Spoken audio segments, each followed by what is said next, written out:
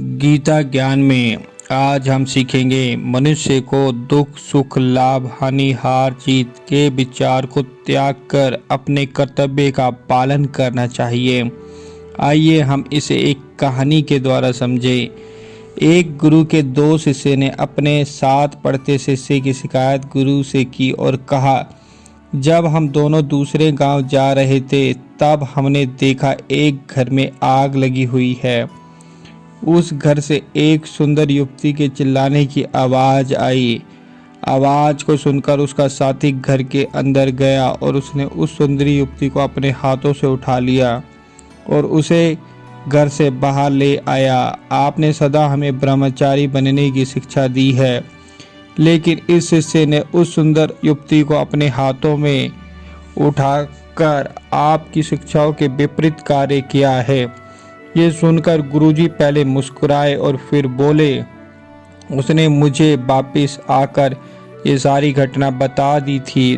तुमने तो लड़की को बचाने के लिए उठाया भी नहीं, लेकिन तुम्हारा मन उसके आकर्षण में फंस गया। उसका ध्यान तो उस युवती को कर्तव्य भाव से बचाने की तरफ था।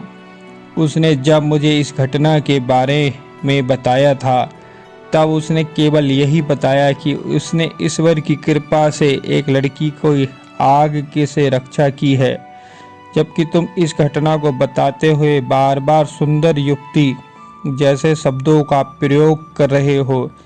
इसलिए सदा याद रखना, श्री भगवान श्रीमद् भगवत गीता में कहते हैं कि जो व्यक्ति बिना किसी आसक्ति के केवल अपना कर्तव्य समझकर कर्म करता है उसे पाप नहीं लगता, वह परम शांति और मोक्ष को प्राप्त करता है।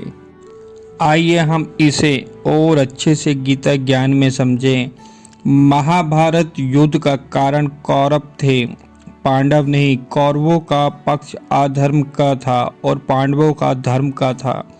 इस प्रकार भगवान ये स्पष्ट करते हैं कि यदि इस धर्म युद्ध में धर्म का पक्ष लेकर युद्ध कर रहे अर्जुन की मृत्यु भी हो जाती तो भी उसे घबराना नहीं चाहिए, क्योंकि इससे उसे स्वर्ग की प्राप्ति होगी। अगर वह युद्ध में जीत गया तो उसे इस पृथ्वी का राज्य मिलेगा। इसलिए भगवान उसे सुख दुख लाभ हानि जय पराजय का विचार छोड़कर अपने कर्तव्य का पालन करते हुए युद्ध करने को कहते हैं, क्योंकि कर्तव्य का पालन करने से व्यक्ति को इस लोक अथवा परलोक दोनों में सुख प्राप्त होता है।